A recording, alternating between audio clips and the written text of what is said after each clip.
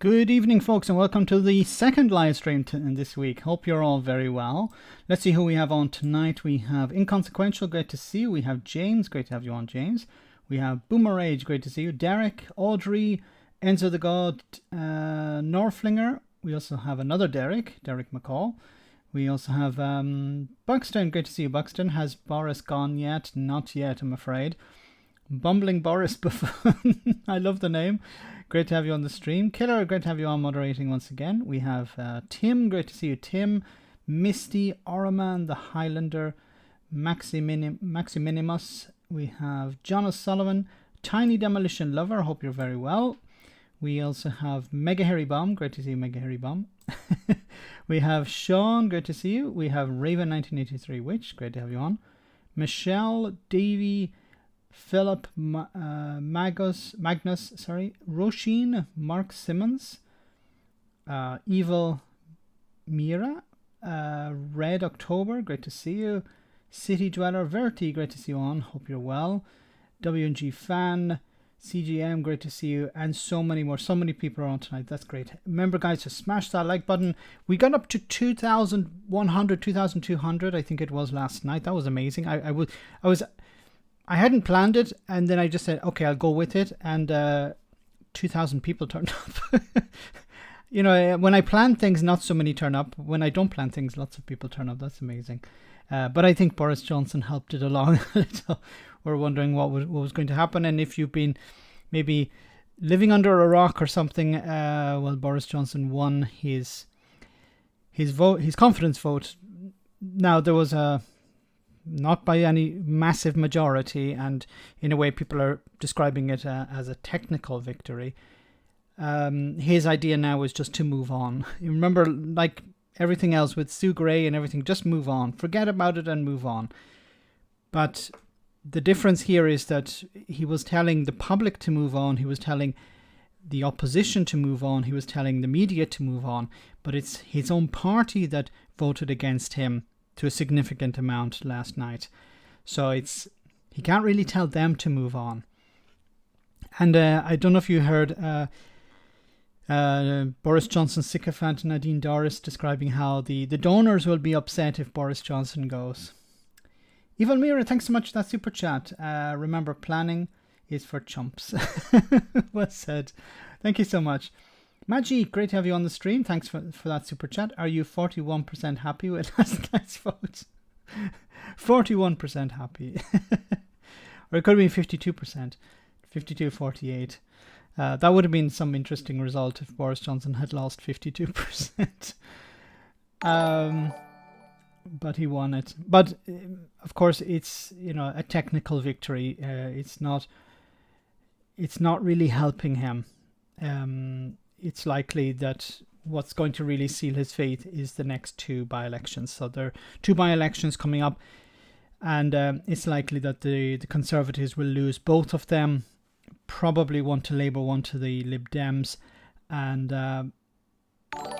that would be very difficult for Boris Johnson to recover from, because he's tried to sell the public and his party the idea that he's a winner, that he wins elections. But at what stage does that winning elections run out? If you can't win elections, then you can't sell yourself as a winner. And I think this is something that across the pond the Democrats should use against Trump. Trump lost. Trump is a loser. Trump doesn't win. Use it as an argument against it to try and convince his voters. But that's a story for another day. Next, he'll change the election rules to stay in power. He might try to do something like that, Highlander. He's trying to change the ministerial code, but there are also problems on the other side for him, because there are members of the Conservative Party who want to change the rules for having another confidence vote in 6 months' time, because under current Tory rules, you have a confidence vote and then you can't have another one for another year. And they want to change it to have another one in 6 months' time, which would be worrying for Johnson. David, thanks so much for that super chat. Bojo is a lame duck now. Yes. He doesn't command support of the party. He doesn't command enough support of the party. And he's in a position where he can't fire people because he risks bringing down his government. So he risks being continually criticized by his own side. And there are already people positioning themselves to replace Johnson. So before we get to that, I just want to show you this clip where this Conservative mayor, the mayor of West Midlands, Andy Street, believes that when Boris Johnson said sorry, he meant it. I'm going to be coming to the second part of that, but the first thing you said, you certainly speak for the people of the West Midlands, because LBC was out in Birmingham today asking some of your constituents what they made of the Prime Minister, and here's what they said. It's his apologies, I think, really, that people, or his lack of sincerity, I suppose, in his apologies. He seems to think he can do no wrong, and I think that's what, it's the trust, I think, that's what I'm saying. It's not so much what he's done, but the fact that he didn't come clean about it. Yeah, I just think he just needs someone who's honest as a Prime Minister, and I don't think there's any honesty in politics at the moment, and I think that's the problem. I think he's deluded. He's living in his own little world, really. He's completely out of touch with reality. He keeps talking about he needs to do what the people want now. I think people are fed up of him, to be honest. That's what people want. But the problem is Boris Johnson will say one thing and then mean something different. Because Boris Johnson has said, in the House of Commons, he was sorry for breaking the rules. And then he went into the tea room after and said, I did nothing wrong. But, okay, well, let's hear what the mayor of West Midlands said. Some great Birmingham voices there. Now, you said yourself in the paper, leadership matters. Trust in politicians feels at a quite low ebb currently. When the bond of trust with the public is frayed, we must work hard to repair that. So my question for you is, what does that mean for the Prime Minister? What does he have to do to repair that trust? Yeah. So, interesting. Trust was the word that came out of those clips. Again, and that's why again and again. Yes. And he's forfeited trust. No one is questioning that. So what now has to be done? How do you rebuild trust? You show contrition, genuine contrition. That means time after time after time. And secondly, it means you lay out very clearly what you are now going to do. But if Boris Johnson is a compulsive liar, pathological liar, then when he says he's sorry, how can you believe him? The only way you could truly believe that he was sorry is if he resigned. If he said, I'm sorry, I've done terrible things, I broke the rules, I'm going to resign now, I'm going, bye. That's the only way you could actually trust him. Because he actually said he was going to, he'd actually do the honourable thing. But he says, yeah, I'm sorry, but I'm staying put. Yeah, I'm sorry, but I'm not really sorry. And as Audrey said in the chat, he said he'd do it again. Exactly. He said he would do it again. Timberwolf, thanks so much for that super chat. Bojo won for Tories last night and will win for Labour next time. He's a winner, yes. I think this is going to help the opposition. It's going to help the Labour Party. It's going to help the Lib Dems. It's probably going to help the SNP in Scotland as well. Because, the Tories in Scotland are also split. The leader who called for Johnson to resign, then pulled back, and now is calling for Johnson to resign again, Douglas Ross, and another number of MPs. And then I think there are 5 Tories. 3 of them want him to go, and 2 of them want him to stay. One of them being also the Scotland Secretary of State for Scotland. He wants Johnson to stay, while the others want him to go. So that's not good for your party in Scotland. And it just, it just helps the SNP or the Greens win. Maybe even the Labour Party. But you're completely divided in Scotland. There are Tories in Scotland, Carl asks. Yeah, there still are a few. And then you do it. And you actually show through your actions, you can rebuild that trust. Okay, do you think his contrition is genuine? I do, actually. Yes, I do. then you're either lying or you're conned. Which is it? Is he lying? Is Andy Street lying here? Does he actually believe Boris Johnson? Or is he conned by Boris Johnson? I think it's more he's lying as well. Because how can you believe Boris Johnson? He has lied to everyone. He's lied to the Queen. He's lied to Parliament. He's lied to his partners. He's lied to his own party. He's lied to his constituents. He's lied to the media. He's lied to everyone. He probably even lies to himself. And when Boris Johnson says, yeah, I'm really sorry. As I said, the only way you could actually believe he's truly sorry is if he resigned. And he's not doing that. Alistair Jack Union is a muppet, to be frank. Boris' policy on COVID killed our citizens by the thousands, and he wants us to draw a line and move on. There was a Tory MP, I don't remember his name, who was complaining about people using COVID deaths as a political football or as a political tool against the Conservatives. Absolutely disgusting behaviour. 6 Tories max voting to get rid of 2 supported, but they are on the payroll. Okay. That helps you. That helps you support. That helps maintain support. Is have people on the payroll. Have them in positions where they get paid extra. If you're just a regular MP, you're not more likely to ask for want Boris Johnson to go. But if you're being paid, if there's a nice little sweetener added, then you're more likely to want Boris Johnson to remain. And this is something that the journalists should bring up. They should say, are you on the payroll, as they say? And if they say yes, then is that influencing your vote? The Frickle Pony, thanks so much for that super chat. The Moody Blues Go Now ought to be a temporary national anthem. Yes, very good. Well said. Yes, thanks so much for that super chat. Go now, Johnson, go now. You have to go. Don't worry, I'm not going to sing it. It says here, this is from yesterday. It says UK Prime Minister seeks to rally his party after surviving leadership test. So Johnson is not going anywhere. It seems he wants to rally the troops. British Prime Minister Boris Johnson tried to shore up his leadership on Tuesday by setting out a raft of new policies to ministers after he narrowly survived a confidence vote that revealed the scale of the threat to his position. Johnson won the ballot of the Conservative Party lawmakers on Monday evening by 211 votes to 148, enough to avoid having to immediately resign, but a larger than anticipated rebellion within his party that leaves him wounded and battling to win back the confidence of his colleagues and the general public.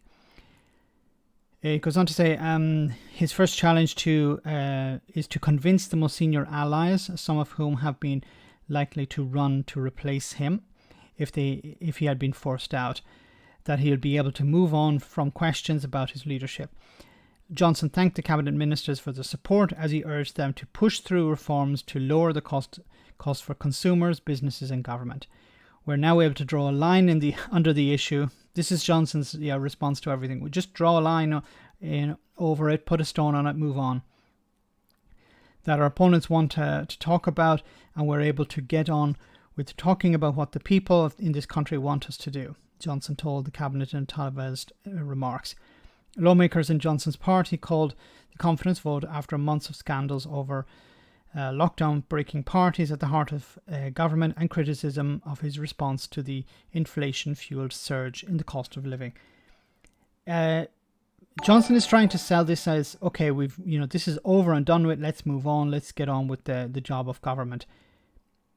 But the problem is that this is not, as I said, people on the outside complaining. This is people within the party, and they're concerned now that these by-elections are going to deliver losses for the Conservatives, and these are probably MPs, who are worried, okay, I'm being sacrificed here to keep Boris Johnson in place. If Johnson was removed, it'd be likely that I'd hold on to my seat, or there'd be a better chance of me holding on to my seat. And the general election, whenever it's going to come, will be the same thing. If Johnson, the best thing for the Labour Party is for Johnson to remain. Their best chances of picking up more seats.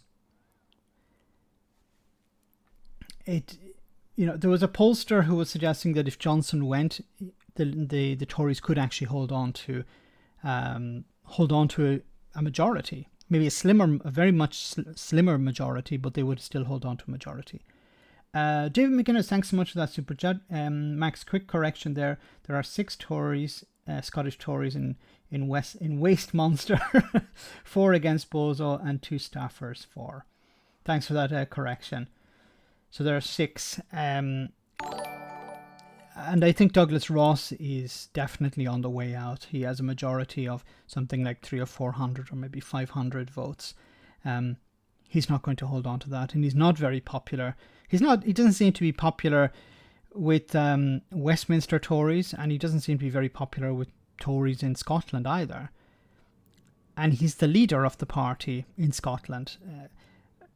I think there's a chance that the Tories could be completely wiped out in Scotland if there was an election held pretty soon. Or they would hold on to maybe 1 or 2 seats. But we'll see. Thanks, David. Hope you're well. Dr. Johan, thank you so much for that. Brexit is Johnson's last Horcrux. Sorry. Yes.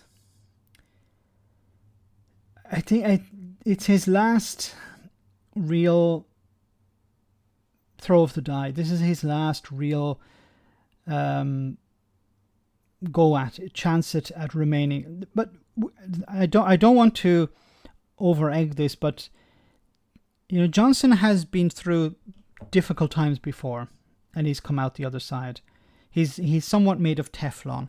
But as I said before, if it's damaging members of the party, then they'll get rid of him. So I think, as we saw with Theresa May won her confidence vote, but she was gone within 6 months.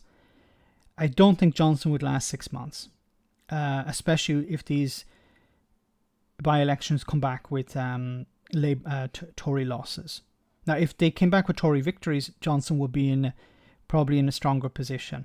But if there are people already positioning themselves to replace him, then yeah, I think he's a dead man walking.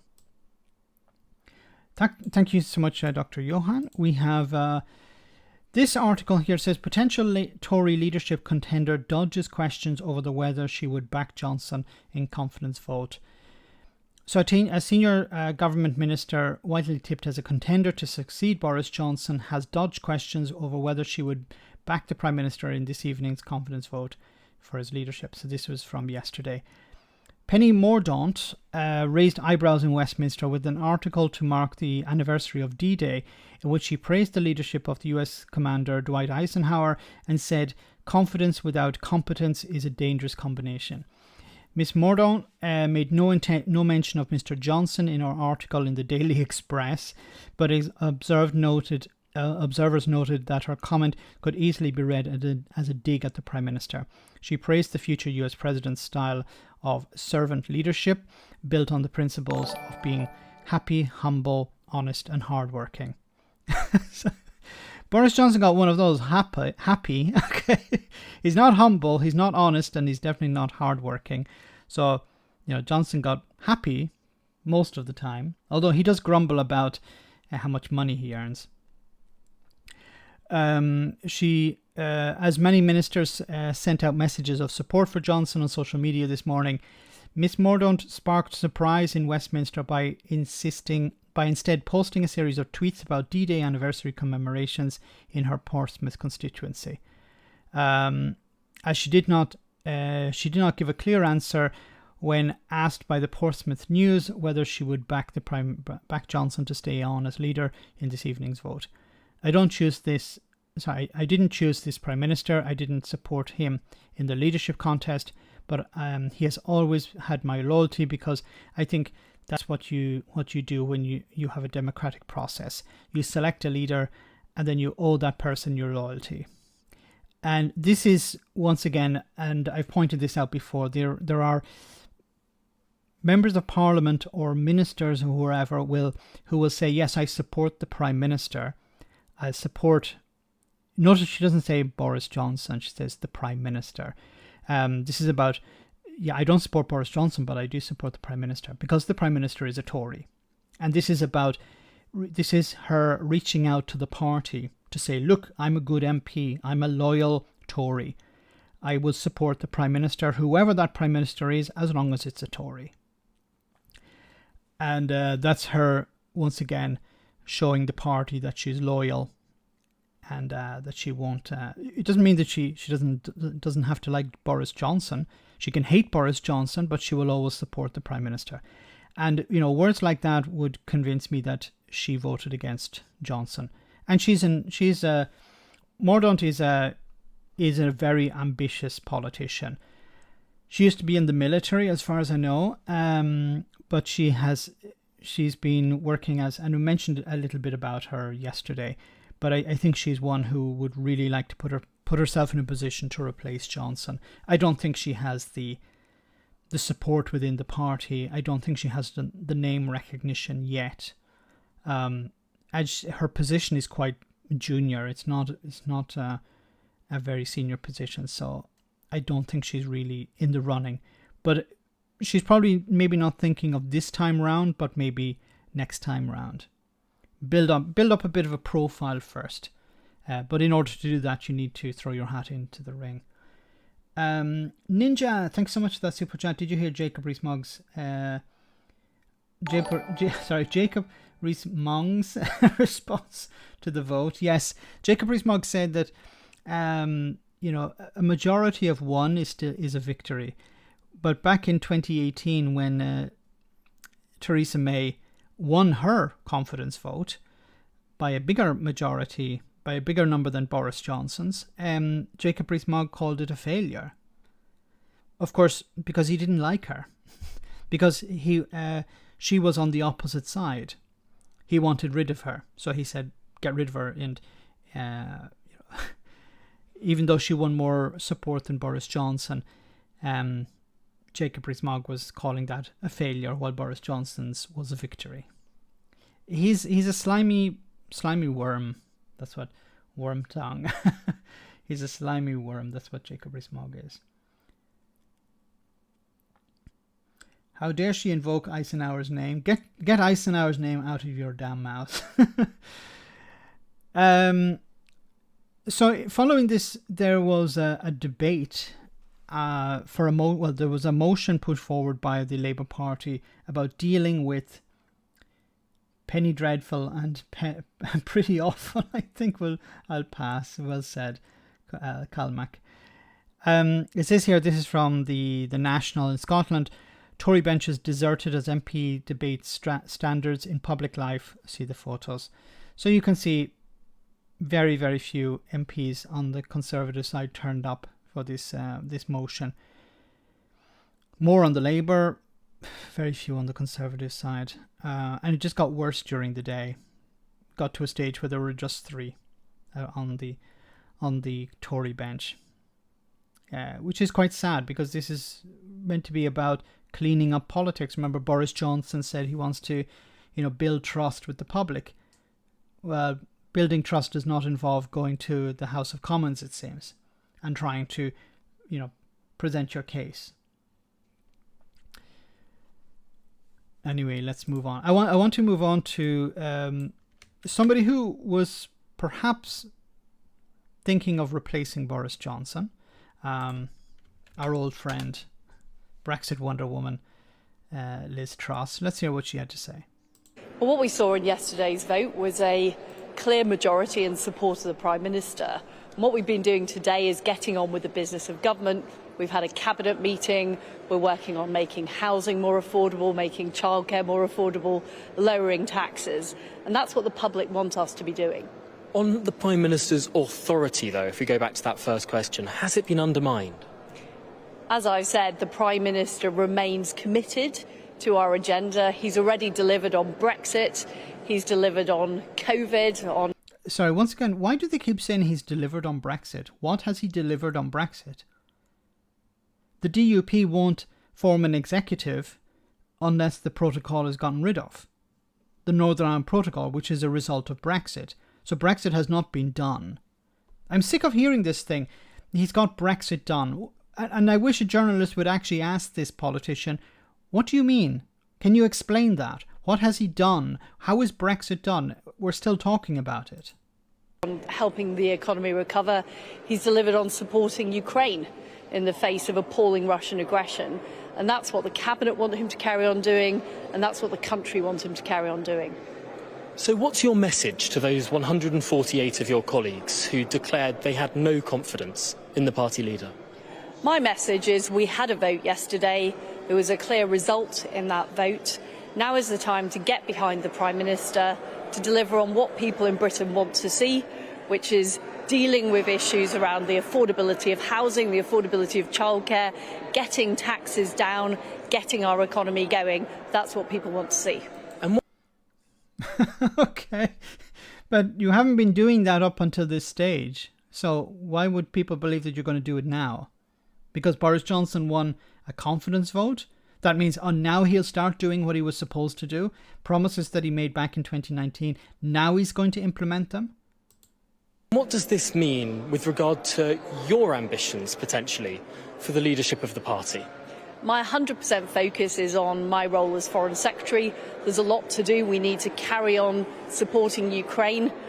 We need to make sure that Russia is driven out of Ukraine and that we get successful peace for Ukraine. We need to help them rebuild.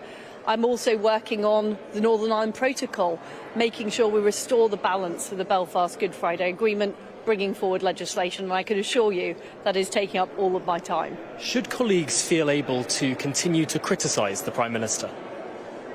Well, we had a vote yesterday. The Prime Minister won a clear majority. It's time to draw a line, move forward and focus on what people want us to be talking about: housing, childcare, delivering on lower taxes. Now, you mentioned the Northern Ireland Protocol. Are you willing to risk a trade war with the European Union to sort it all out? What we want to do is create clear green lanes for goods flowing into Northern Ireland and a red lane for goods flowing into the EU. That will protect the EU single market at the same time as enabling goods to flow freely around the UK. That's a win-win for both the people of Northern Ireland and protecting the EU single market. And you also mentioned bringing taxes down. Lord Frost today has said that the national insurance increase should be reversed, that the corporation tax rise should not go ahead. Do you agree? Well, today at Cabinet, the Prime Minister confirmed that he wants to see taxes come down. That is very, very important. We need to make sure people are... Then why are taxes going up? Why can you say, yeah, we want to see taxes come down, but we're putting up taxes? Look, I'm not against putting up taxes, but this is what the Tories have been always saying. They're saying you don't vote for the Labour Party because they put up taxes, and then they put up taxes. Philippe, thanks so much for that super chat. Can we get Eileen Foster as Prime Minister? She needs a new home in the British Inn to be British in. We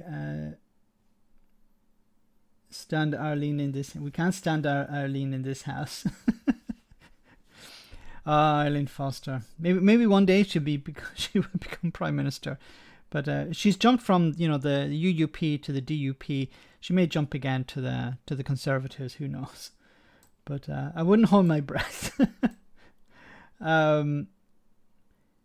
Alistair, great to see you on the stream once again. I hope you're well. Thanks for that super chat. Do you think a general election in 2023, Max? It's possible.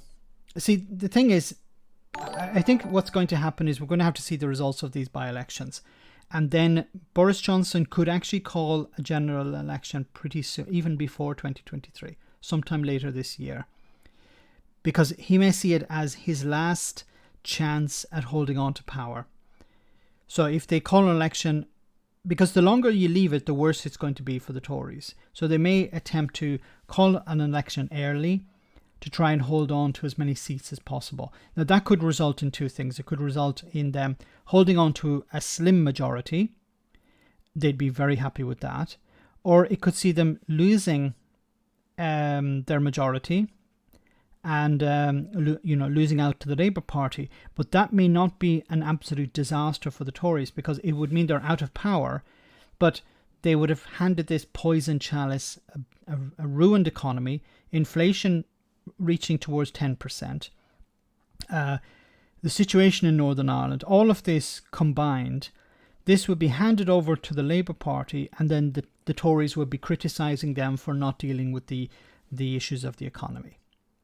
And they would continue to, using their friends in the media, they would continue to attack the Labour Party or whatever coalition Labour go into power with, and they would seek to bring it down and demonstrate that the Labour Party can't rule. You need the Conservatives back in power. Vote for us and give us a massive majority. And their friends in the media would push for that as well. So this is, not very positive scenarios. But as we know, the UK the Labour Party should have backed proportional representation years ago, and they didn't. Now they maybe are on board with it, but they need to get into power. As soon as they get into power, push for proportional representation, and this would see off any Tory threat, because the Tory party would eventually dissolve into break up into different factions. They would form their own parties, because they would have a better chance of maximizing their vote. They would be able to maximize their vote in particular constituencies. So you would see smaller parties, but you would see more of them. So it's possible there would be a general election before the time set. 2023 is possible. It could even happen this year, depending on the results of these by-elections coming up. Because if the Tories lose it, there'd be more pressure on Boris Johnson to resign. Johnson could resign, and then someone else would take over, and they may call an election in order to stop the rot, or they may try to limp on until 2024.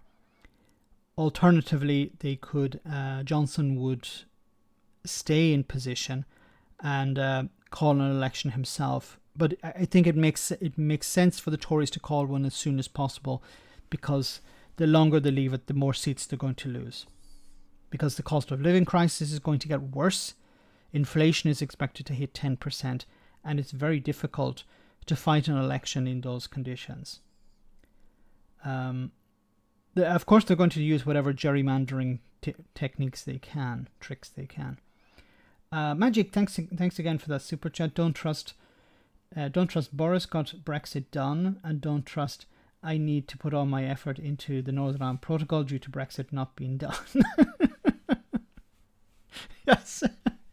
A wonderful point there, Magic. Yeah, it's like Boris got it done. Now I need to make sure it gets done. Because it's, there's a lot of problems with it. Oh my goodness. And this is the problem, that the media don't call her out on that. How can it be done if you're still working on it? Like, I cleaned the car. Okay. What are you doing this afternoon? I'm cleaning the car. But I thought you cleaned the car. Cal, thanks so much for that super chat. What checks would be done on goods entering Northern Ireland via the Green Lane? I don't think there'll be any checks, because if goods are coming in through the Green Lane, there won't be checks on those. So there would be some sort of agreement that certain goods would be able to flow through that, but it would require trust to be built up.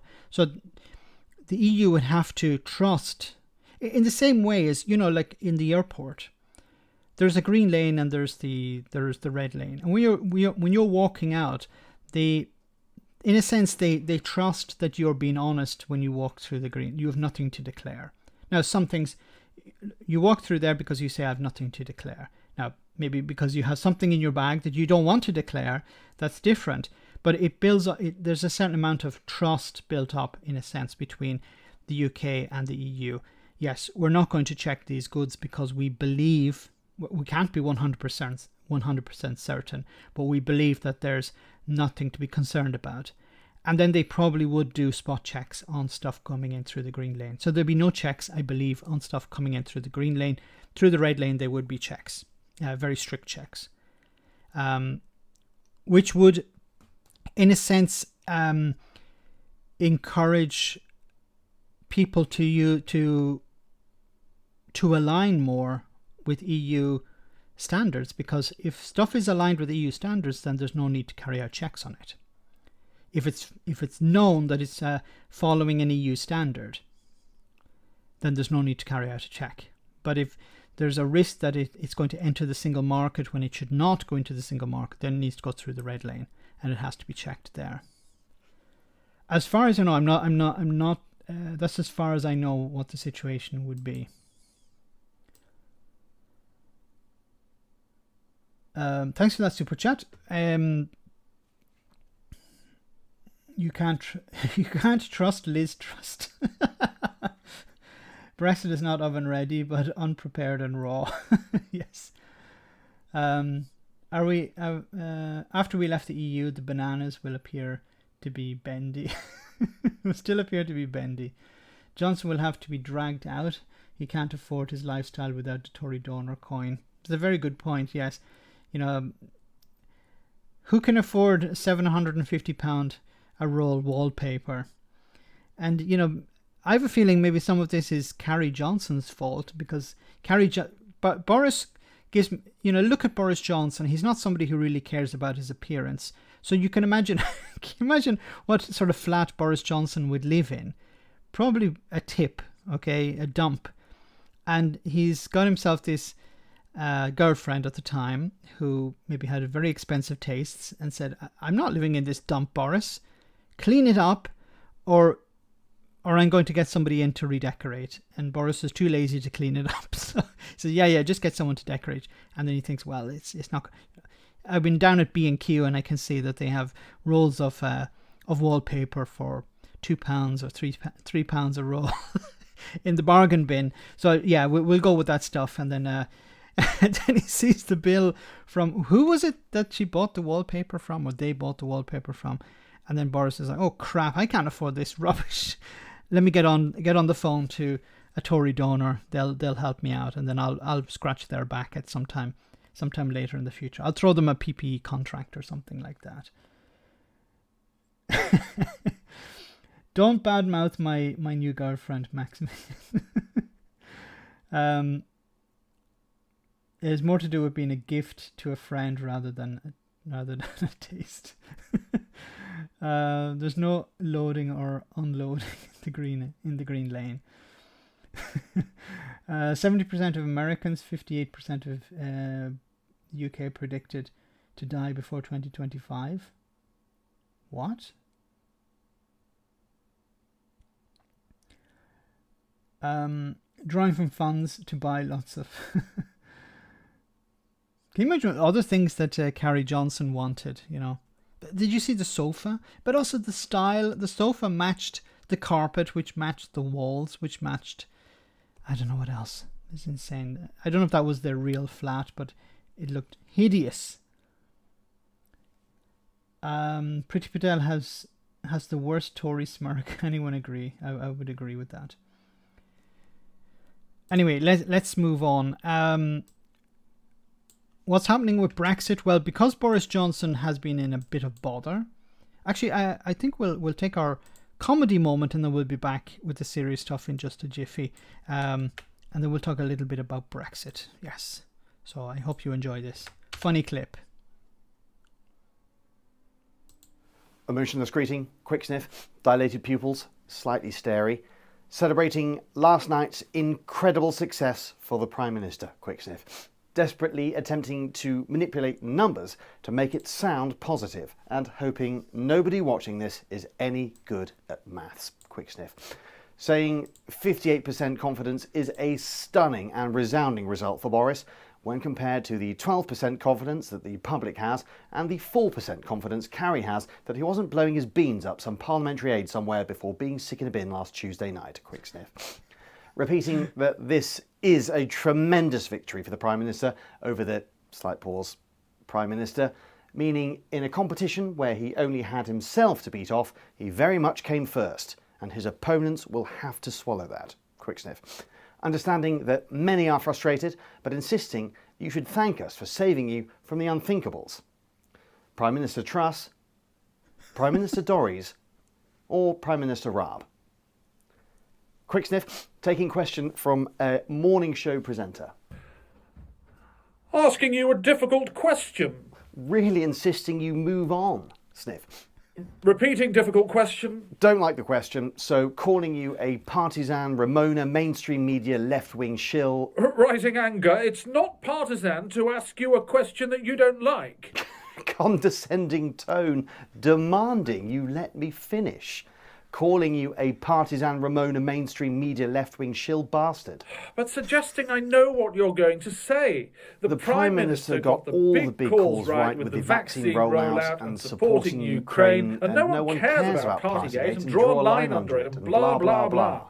Suggesting we've drawn so many lines under it, we've run out of lines. Oh, Michael Gove said he can bring some more out later. Oh, sniff. Sniff. Finally, reminding you once more that there's a war on, and we can't change leader during a war anyway. Except for all those times we definitely did. Big sniff nod.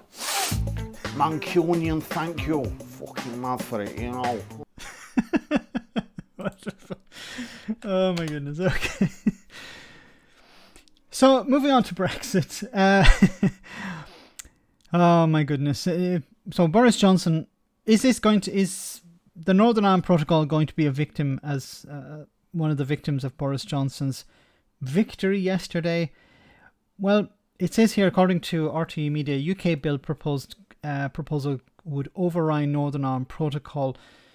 So this bill that's been put forward is going to eventually go through the House of Commons. Now, it has been postponed a number of times, which gives me the impression that, look, Boris Johnson doesn't want to push this thing through.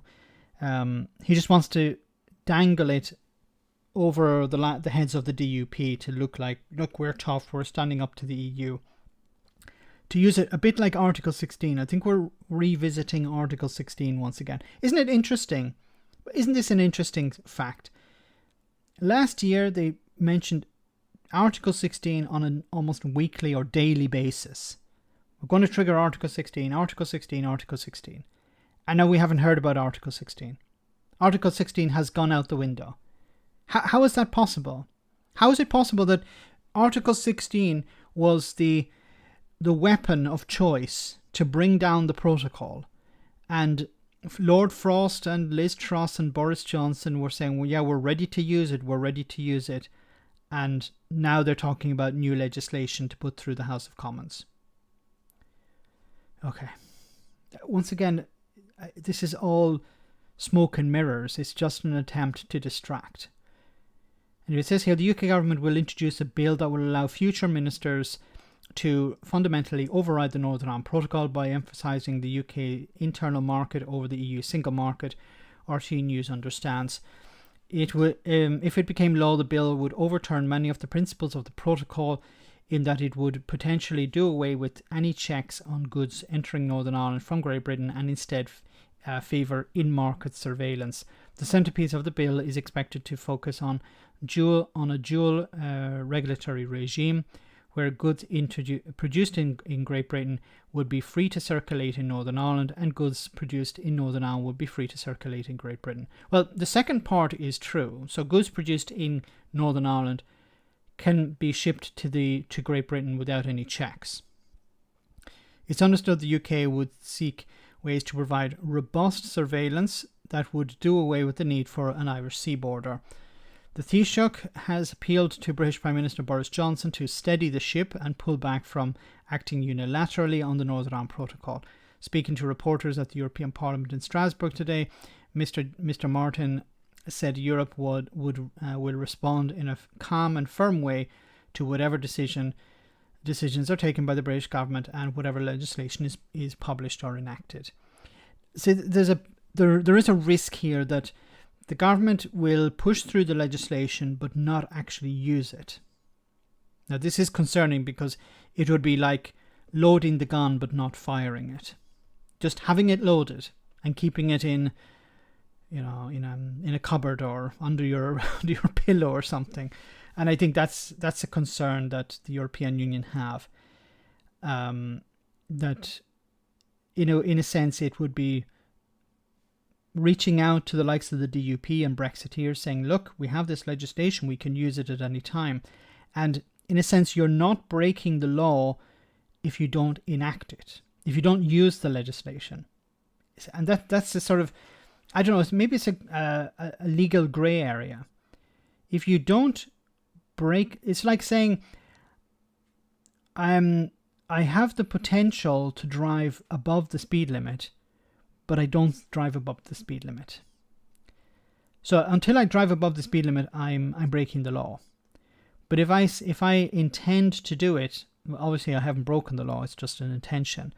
So, but it's when it's a little bit different. If the government create legislation, it's like if the government said, we've signed up to international regulations against, human rights abuses, and what we're going to do is we're going to bring back hanging, but we're not actually going to hang anyone. Would that be in breach of those international agreements? Probably. Doesn't mean you actually have to hang people, but having the legislation on the books would be against, because it could potentially be used. So it doesn't matter if you did actually hang anyone. But once again, I'm not a legal expert, or an expert on this type of legislation. But I don't know. Tories says Article 16 would require the implementation beforehand, which never happened. Where are the promised real-time data and IT customs infrastructure? Yes. I've always said that the idea behind the UK triggering Article 16 was to stop part of the protocol and then drag their feet on the rest of it. To use it as an excuse not to implement the rest of the protocol. But then they never actually triggered Article 16, so... let me see, not just surveillance, but robust surveillance. Several sources briefed on the bill say its provisions could have serious implications for the food and drink industry in Northern Ireland and its all-Ireland dimension, but also for the regulatory arrangements for industrial goods. In particular, the dairy industry could be hit because it relies on UK grain for its feedstocks. Under the dual regulatory regime that was not co-designed with the EU, such grain would not be recognised as produced to EU standard, and would therefore put a question mark over the circulation of Northern Ireland dairy products in the Republic. Industry sources say that it would put at risk nearly some 800 million litres of milk in Northern Ireland that is processed annually in the south.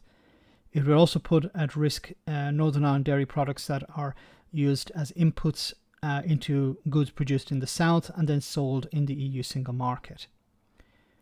The legislation is expected tomorrow or Thursday of this week. It is understood that it will give ministers enabling powers to enact secondary legislation that would give effect either to an agreed way forward if the outcome of negotiations with the EU are successful, or to give effect to a new unilateral model created by the UK based on the dual regulatory regime. Why, instead of just implementing the protocol that you agreed to, why do you have to create more complex problems? Fix what you have instead of creating new problems. And who benefits from this? In a way, no one really benefits from this apart from the DUP. And the DUP don't care about jobs in Northern Ireland. They don't actually care about the union. I said this before. If the DUP truly cared about the union, they would be supporting Tobias Ellwood when he said it would be a good idea for us to rejoin the single market. They would be jumping up and down saying, yeah, we need to rejoin the single market and the customs union as well. Doesn't have to be the EU, but we just joined the single market and the customs union because it removes the need for a border. But the DUP don't want that. I've said this before, and I'll keep saying this, and I'll say it if I meet somebody from the DUP. I'll say, your hatred of the EU is stronger than any love for the Union. And I'll be right. It's frustrating. Anyway, let's move on to this other. Let me read some of your comments before we continue. Barry Halliday, loyalist preacher. There's only one way to deal with rats, with a rifle. Yes, I saw that video. There was a guy in Northern Ireland, who's a pastor. Can you believe? A man of God, talking about how Catholics in Northern Ireland need to be dealt with rifles, with the use of rifles and grenades. Sinn Féin are not in power in the Republic of Ireland.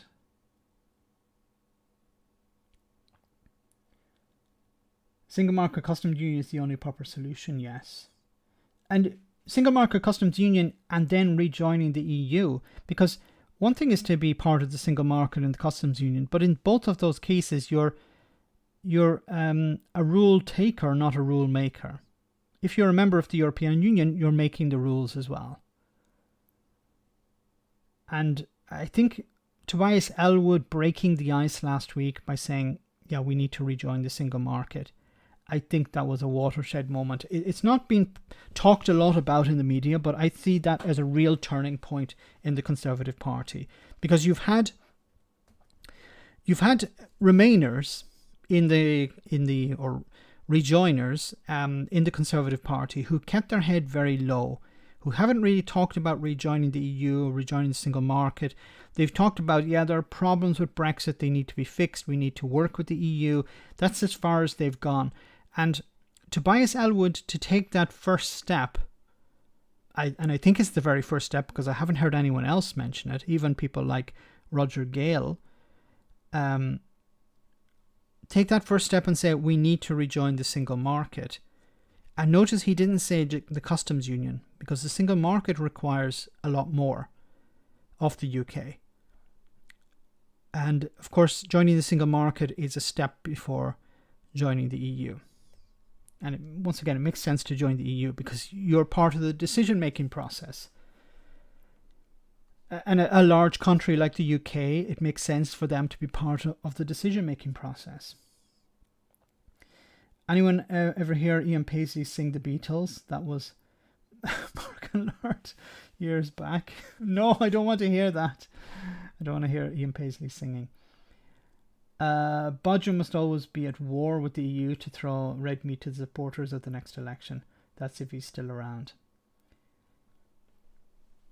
I think that's the case, yes. Keep the racists happy, keep the biggest happy. That's how you win elections. It says here, farmers say Brexit means fall in homegrown products at UK supermarkets. This is from last week. It says, Brexit has resulted in a decline in the number of homegrown products on supermarket shelves in Britain, farming chiefs have warned. Farmers in Kent told MPs that it is now easier to import some fruit than harvest them there, according to reports. And why is this? Well, I think we all know the answer to that. Freedom of movement. Let me stop this video. The group of visiting MPs were told that it was due to strict limits on the number of seasonal workers from the EU in the wake of the UK leaving the bloc. It came as Labour MP Hilary Benn led the delegation of MPs and industry chiefs to visit Winterwoods Farms in Kent to see the difficulties they are facing with labour shortages, the Independent reports.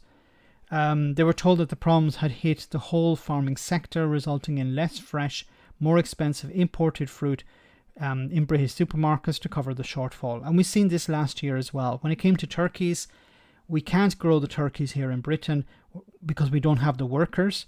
So what happened? Two things. Workers were brought in, at a big expense to the farmers, which was passed on to the consumer, or the turkeys were imported from abroad. So the supermarkets said, we can't wait around with the uncertainty of having access to British turkeys, we'll import them from abroad. That's not good for UK industry, of course.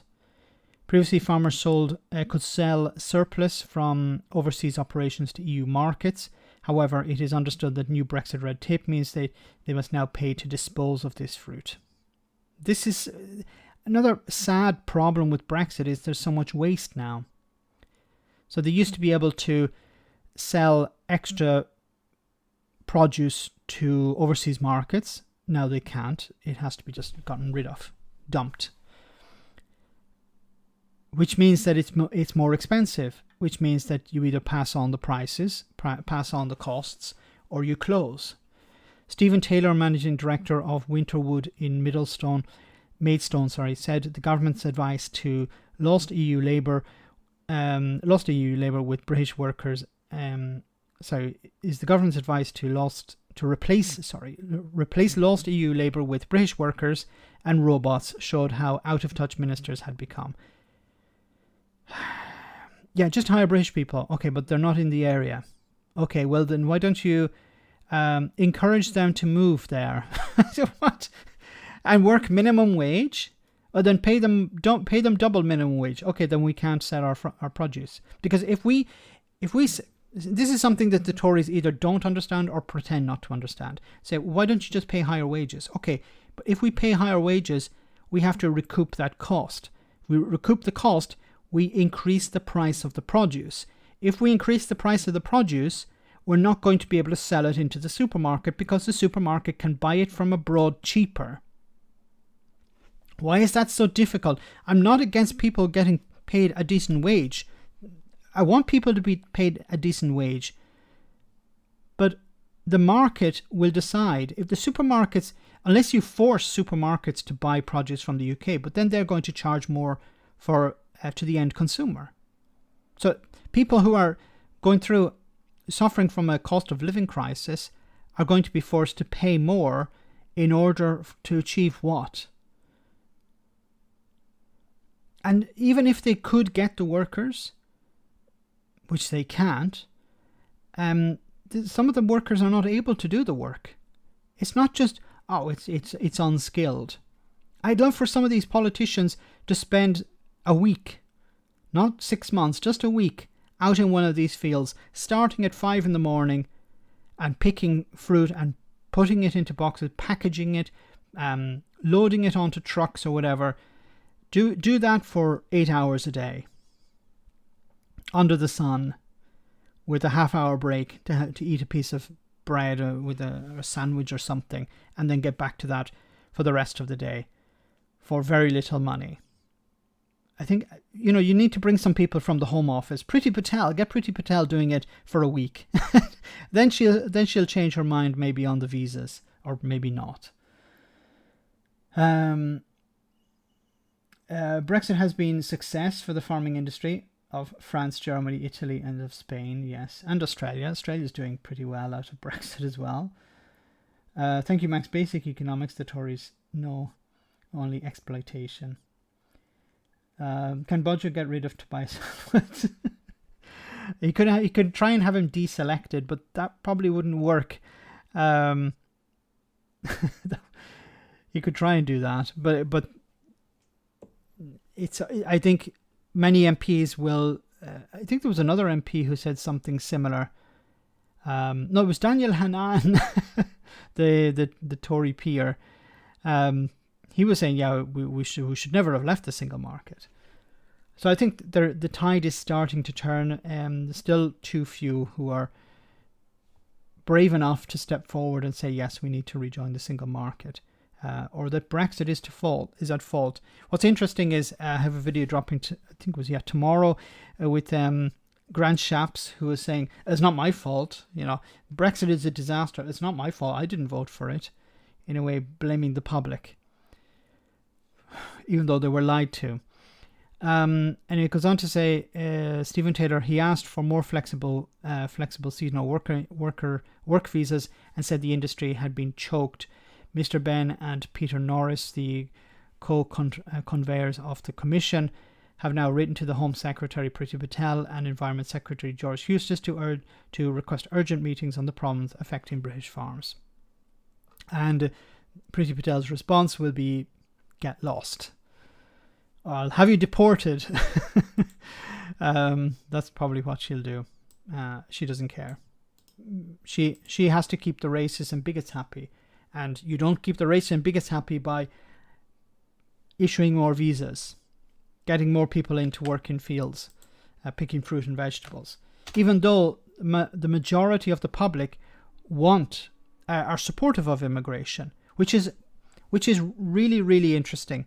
So in the run-up to the Brexit, before the Brexit vote, back about 5 years before the Brexit vote, there was very little concern over immigration. And the right-wing media and their friends like Boris Johnson and in particular Nigel Farage were able to weaponize this issue and turn it around so that people were immediately concerned about immigration, because you had this constant drip of ridiculous stories, racist, bigoted stories in the news about how immigrants were, coming to steal our jobs and a burden on the NHS and filling up the hospitals, filling up the schools. You couldn't do anything because the immigrants, and they were getting all these free houses and cars and everything like this. And now it's gone completely the opposite way. A majority of people in Britain see immigration as a positive thing, as a net positive, because they see, look at what's happening. There are queues at the hospitals. We have to wait hours for an appointment because the staff are no longer available, because we've sent them all home. And the Brexit voters are starting to realize, well, it wasn't them. They were not the ones I wanted to send home. It was the lazy ones, the ones I read about in the Daily Mail. Alistair, thanks so much for that super chat. Nordic Free Trade Agreement Max for the UK. Well, that could be something, but not enough, I don't think. Thanks for that super chat, but I don't see that as being enough to deal with the problems that Brexit has created. UBI goes hand in hand with making life affordable for all. Agreed with that. Cthulhu, yes. Apparently they've had the highest level of immigration this year. So this is an interesting story about what... Boris Johnson has strengthened the pound, if you believe. It says here, I think this is from the Telegraph, but it doesn't say. I think it's from the Telegraph. It says, pound climbs as Boris Johnson suffers major rebellion. How's that possible? Well, the value of the pound pushed higher as markets bet that this evening's substantial rebellion yesterday against Boris Johnson could end up watering down the UK's Brexit policy on Northern Ireland, alleviating fears of a EU trade war. So it came as Rishi Sunak, the Chancellor, was forced to defend the outlook for sterling after one of Wall Street's biggest banks said it was behaving like an emerging market currency. The Chancellor insisted that he's not concerned about the strength of sterling, adding that he had confidence in the medium-term outlook for the economy despite soaring inflation. He's lying. Why are they always lying? Be honest with the public and say, look, it's difficult. We're concerned about the state of the economy. Sterling surged as much as 0.7 percentage points against the dollar on Monday before easing back to trade at 0.4%, higher at just $1.25 and up 0.6 percentage points against is it points? Yeah, percentage points, I think, against the euro. Mr. Johnson survived a confident vote despite 148 Tories voting against him, opposing him. The pound is down over 7 percentage... It's not percentage points. What is it? PC? I forget. I forget what it is. Anyway. Pence? No. It would be just P. Anyway, taking it to one of the worst performing major currencies as so far in 2022. While previous confidence votes against former prime ministers have dented the pound, broader economic unease has clouded the outlook as MPs voted on Boris Johnson's future. Economists said Mr. Johnson's plan to scrap the Northern Ireland Protocol, part of Britain's post-Brexit trade agreement, has sparked fears of a trade war with the EU. Philip Shaw, chief executive of Investitech, said the line of thinking is that if there is a change in leadership of the Conservative Party in the UK's policy on Northern Ireland, then UK's policy on Northern Ireland and Brexit could soften, thus alleviating fears of a trade war. So yes, this, you would imagine, well, Johnson winning, how would that help? How would that boost sterling? Well, it boosted because there's a chance that Johnson could be removed. And if Johnson is removed, you would get somebody who's a bit more pragmatic, and it would alleviate the risk of a trade war with the European Union. So you want to remove Johnson because he's erratic, because he's continually throwing out these threats to the European Union, and it's damaging the pound because it creates uncertainty.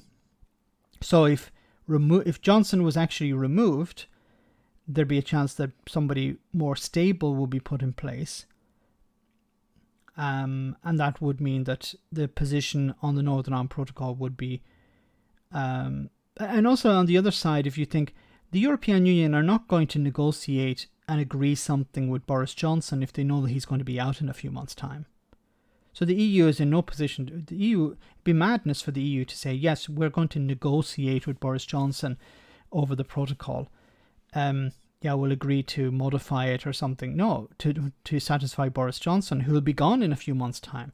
Makes sense for the EU to say, wait, we're going to wait to see how things go. Because if Johnson's replaced, okay, that person could be a bit more sane. But if Johnson remains, then we'll negotiate or we'll deal with what comes forward. James, thanks so much for that super chat. Hey Max, could Brexit be seen by some of the Tories as a lust for pre-1930s American-style isolation? Yes, I think that's part of it. This idea that we want to turn the country into sort of European North Korea, that we produce everything ourselves, we don't get involved in Europe, but I think it's part yes, part no, because in the 1930s the US didn't want to get involved in anything really. They wanted to... they really wanted to cut themselves off from the rest of the world, and just deal with just trading. That was mainly selling goods abroad, but that's about it. They wanted to create a very strong internal economy, but what the Brexiteers want to do, I think, is slightly different. They want to isolate themselves from Europe, so they think that we can replace the trade we do with Europe with trade we do with Japan or Australia or Canada or the United States, which just doesn't make sense. But then these are ideologues, so they don't think in a reasonable way. They don't think rationally. But I think there are certain parallels. There are parallels with the 1930s in many ways. Max, I don't think the EU should entertain Johnson again. No. But there's no point. If the senior people in the European Union should be saying, okay, we're just going to take a time out for a few months, because we don't know if Boris Johnson's going to be around. What's the point in agreeing something? But also, what's the point in agreeing something with Boris Johnson because he's willing to tear it up a few months later? When it comes to the Northern Ireland Protocol, they're talking about we need to renegotiate it 3 years after it was signed. Why would you sign something else if somebody's going to tear it up? This would be my response to Brexiteers and to members of Boris Johnson's government. If I could ask them these questions, say, okay, just let's run through this once again. Back in 2019, you signed an agreement. Is that correct? Yes. But it wasn't great. Okay. Now you want, and everything was fine at the time, but now you have a problem with it. Now you want to sign another agreement. You want it renegotiated. You want it torn up, or you want it replaced with something. And you want the EU to sign up to that as well. But then what's to stop you from tearing it up 3 months down the road, or a year down the road, or 5 years down the road? What's the point in having an agreement with you if you're not going to respect? If you didn't respect the first one, why would you respect the second one, or the third one, or the fourth one? Anyway. Just doesn't make any sense. Unfortunately, the problem for the EU is that they allowed the Brexiteers to do the checks. So the UK said, no, we'll do the checks on goods moving from Great Britain into Northern Ireland. If the EU had said, okay, we're going to put our people in there, and the UK had agreed to it, we wouldn't really be seeing a lot of these problems. Now, on the other side, there is the Labour Party. Now, is the Labour Party benefiting from Boris Johnson? Well, this from Andrew Fisher says no. Boris Johnson has survived for now, but 41% of his MPs voted against him in Monday's no-confidence vote. It is highly likely that he'll be gone before the next election, and that could be bad news for Labour. In 2 weeks' time, Johnson's Conservative face two by-election tests, Tiverton and Honiton and in Wakefield, and seemed set to fail in both. Really? In Wakefield, polling shows Labour is 20 points ahead of the Conservatives in a seat. Johnson's Conservative, is set to fail in both of them. 20 points ahead of the Conservatives in the seat the Tories won for the first time in 2019. Labour has not been 20 points ahead in Wakefield since the landslide victory in 1997. So prospects appear rosy for the party of the Red Rose.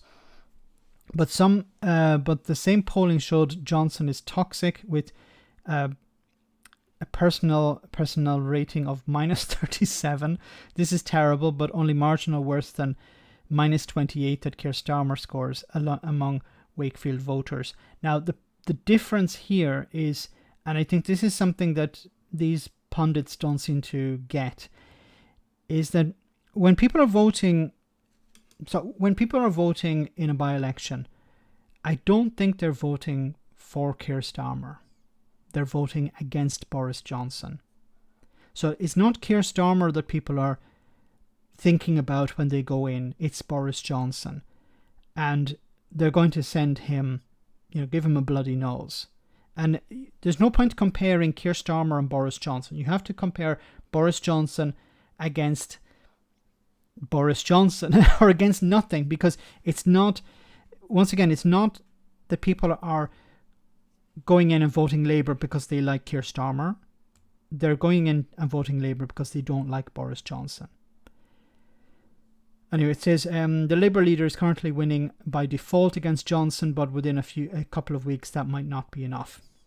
The margin of Boris Johnson's victory last night was less than Margaret Thatcher's in November 1990, and within 2 weeks she had been replaced by John Major, who went on to win the next general election.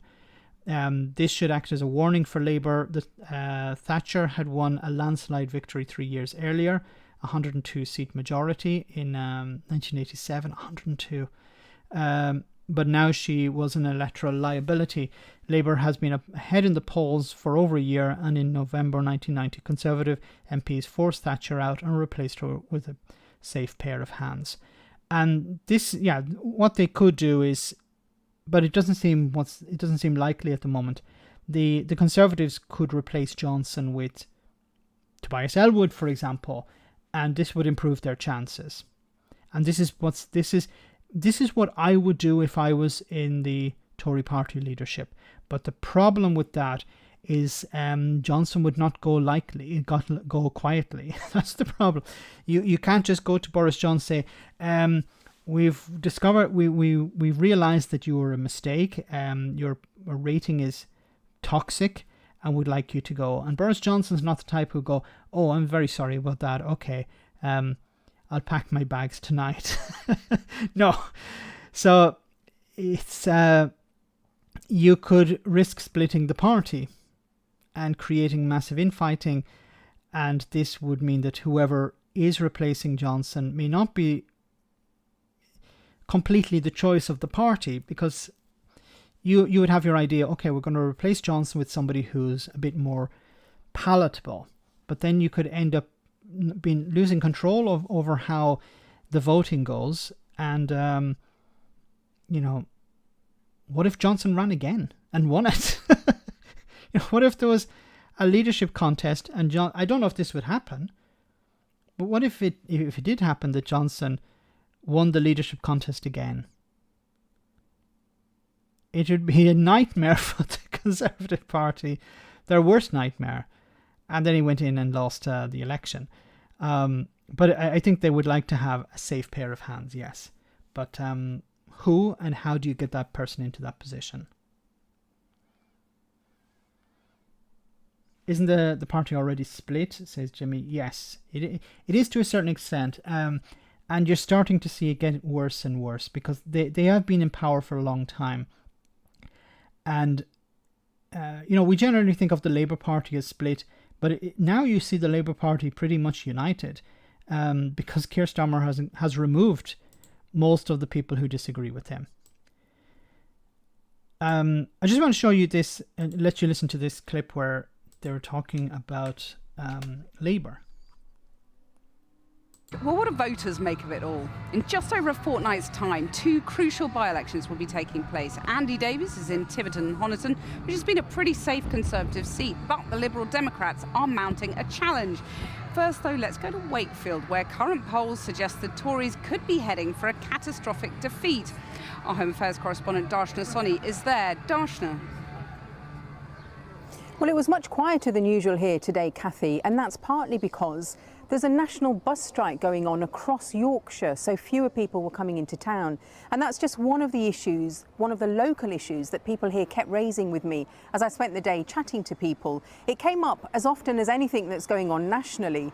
As for that no confidence vote, well, people here have been saying to me that sometimes Wakefield can seem more than 200 miles from Westminster. They say that there's a feeling that people there are out of touch with what's going on locally. And that feeling is partly, of course, why Boris Johnson won in 2019, but it's also partly why he could lose the by-election in 2 weeks' time. Now, in that 2019 election, people here cited things such as Brexit, and in 2 weeks' time, the by-election will fall exactly 6 years to the day of the Brexit referendum. People here have been saying that those issues are coming up again and again. Although the Tories they did so well here, they won 3,000. There was a huge swing to the Tories. There was a shock poll here at the weekend which will only add to Boris Johnson's woes. The poll suggested that people could be turning back towards Labour. It found that issues like Partygate are playing heavily on people's minds here, and that just as they turned to the Tories, they may now turn back to the Labour. And this poll found that amongst every age group, people are thinking this way. Every age group except the over 65s. And that's exactly what we found here today as we spent the day talking to voters. I feel it's a disgrace on the other members of the Conservative Party. I think it's been a tough time for everybody, and I think everyone should have got behind our leader and supported him. So Why got behind the leader and supported him? Because it doesn't matter if he's wrong, we just have to support the dear leader. The dear leader must always be supported. How do you feel about the no confidence vote? I'm very happy about it because I do not have any confidence in him at all. So why not? Just everything that he does. A leader's supposed to lead by example, and he is not leading by example, and in any way in the slightest. This path. Can I say to this young lady, please go and vote, okay? Because if you may think it's not really cool voting. These people think it's cool to vote, okay? This is my message to young people. Please, I understand it's boring, it seems a waste of time, but please get out and vote. Because these people will vote, and they will vote for Boris Johnson no matter what Boris Johnson does, okay? Sorry. Although it's bad, it's been going on for months. And we really need to move on and concentrate on his energy prices, the cost of living, and everything else that's happening at the moment. And I think we just need to knuckle down and get on with it. Why do you think this idea that it's a distraction and we need to stop talking about that and need to focus on the cost of living crisis? But Boris Johnson is not dealing with the cost of living crisis. He doesn't understand the cost of living crisis. When Boris Johnson needs something, he gets on the phone to a Tory donor and he gets what he wants. That's how Boris Johnson deals with the cost of living crisis. He doesn't understand it. The Tories don't understand. There was Lee Anderson telling people, well, the reason you're poor is because you can't cook right. There were Tories having selfies taken, or having their selfies taken outside of food banks. these are people who are dealing with the cost of living crisis, really? They're all voting against him. I think it's awful. So you think Boris is doing a good job? I do, yeah.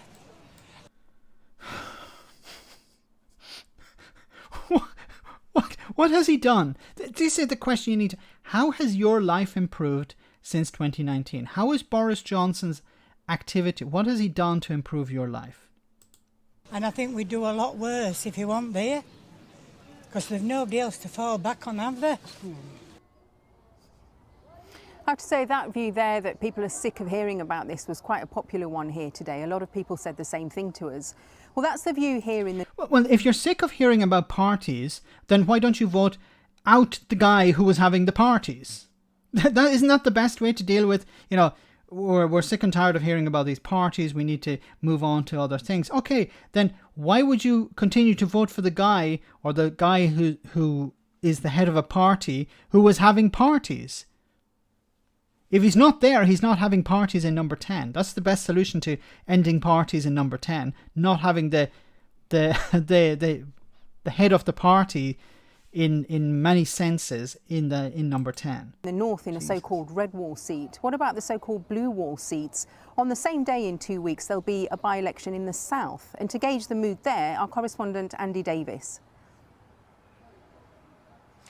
MPs are having to vote tonight without knowing how a by-election like this could play out, and how it does eventually play out could have very real significance, because unlike Wakefield, this is traditionally a safe Tory seat. We're in the southwest of England. This isn't so-called red wall territory, and the seat is only vacant because the Tory MP who held it, Neil Parish, resigned after he was caught looking at pornography on his phone in the House of Commons. The Tories are defending a majority. I hope that Neil Parish runs again as an independent. Because he's actually quite popular in, apart from what he was looking at on his phone. But I think in his constituency, he's very popular. He's well liked. And it would be amazing, because if he ran again, he'd split the Tory vote, the Conservative vote, and whoever the Tories put up against him would probably lose, and he would lose, obviously. And it would be an open goal for the Liberal Democrats.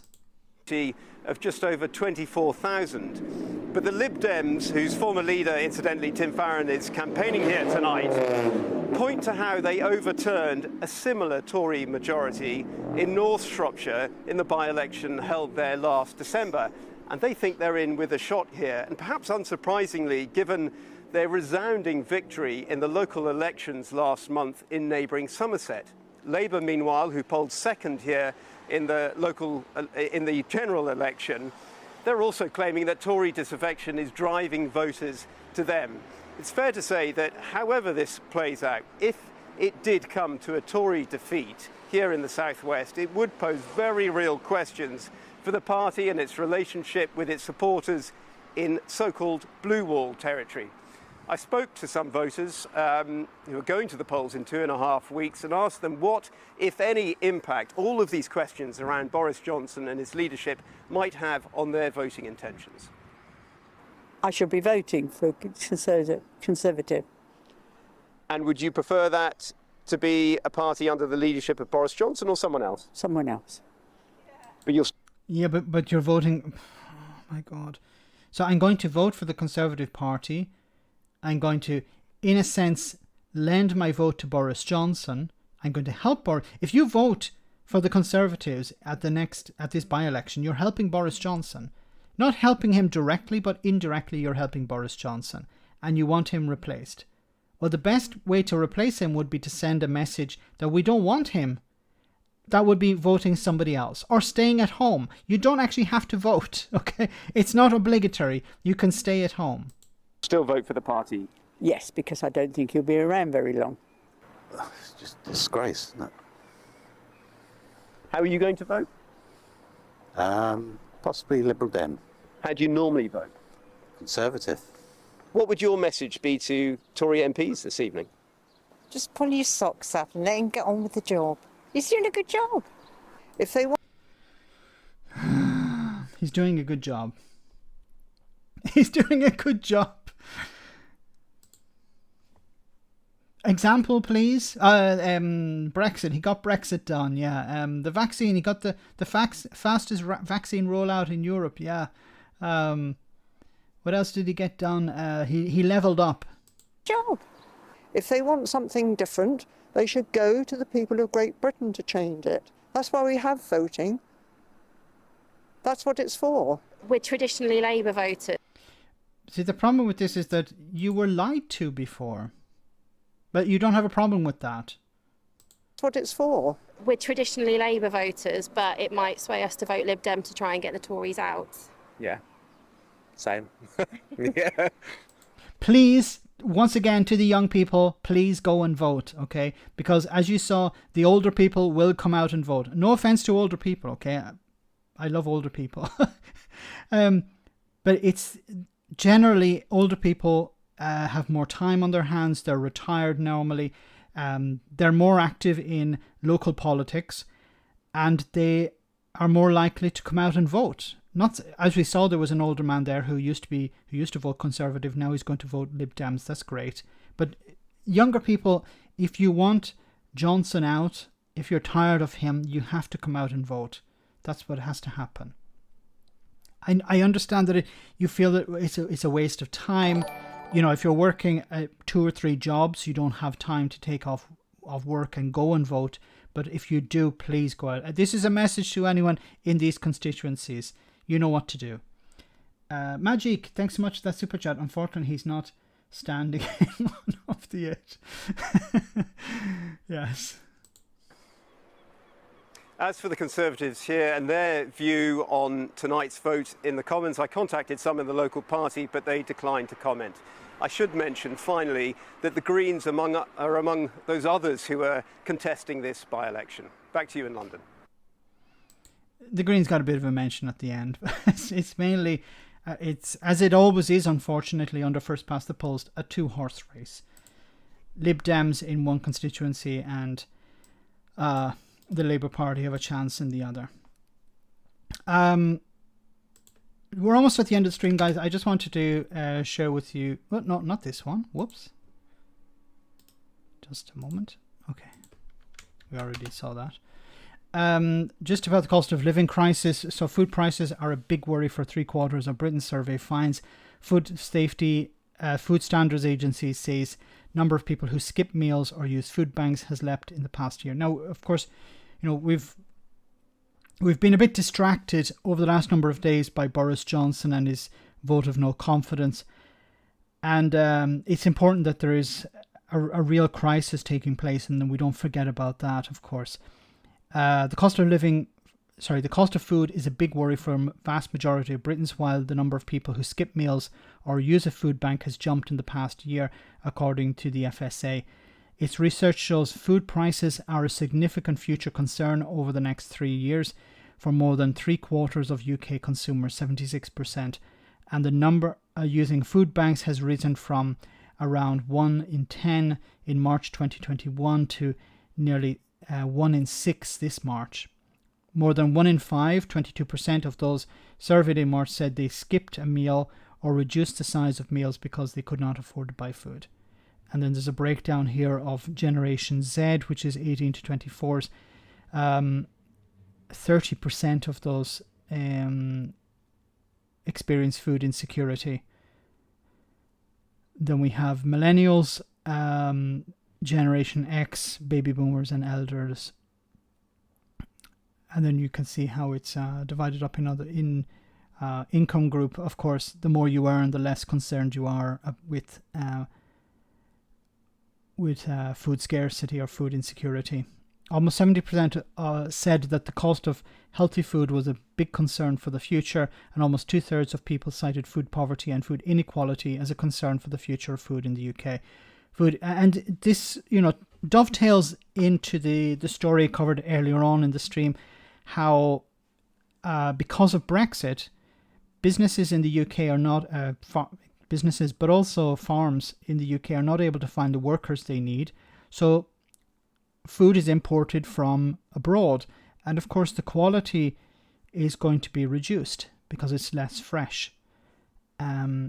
If you want fresh good, high quality fresh food, you're going to have to pay more for it.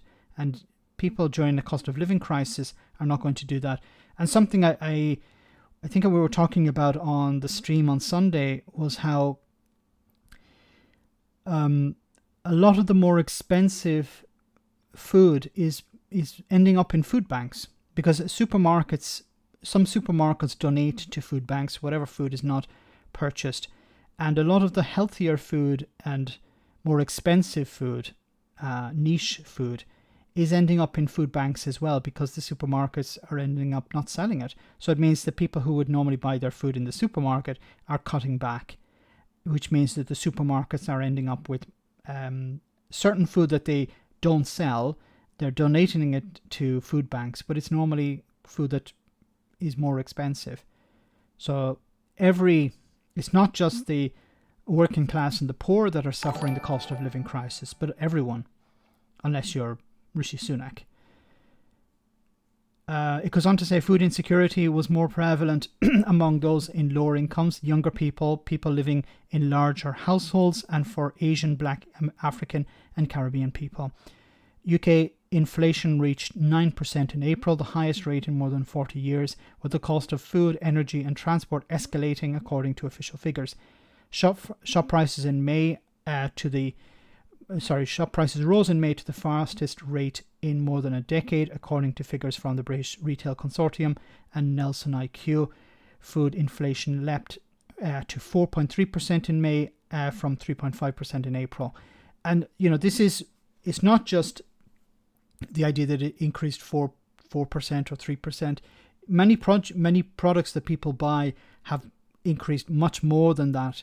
Some people have been talking about some prices going up 20%, 30% for particular items. So the average is 4.3% or 3.5%. But in real terms, it's much more than that for many people. And then, the big concern also is for people maybe who are disabled or who are ill, who rely on, for example, certain electrical equipment that they need in their homes, which consumes more energy and is a concern for them as well, because they are risking not being able to pay their bills. So unfortunately, many people are also cutting back on food in order just to pay their electricity bills, because the equipment they have in their homes, or they have to keep their homes heated for longer, is something that they have to do, and they don't have the money to pay for that.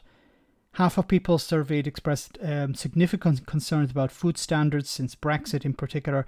Many worried about poor practices from abroad would increasingly reduce the safety and quality of food available in the UK. As I said before, about if supermarkets can't find healthy food, locally, they're going to import cheaper food from abroad. And look, what's happening with the Tories since Brexit? What is the Brexiteer mentality? One party is to keep the racists and bigots happy, but the other is the disaster capitalism.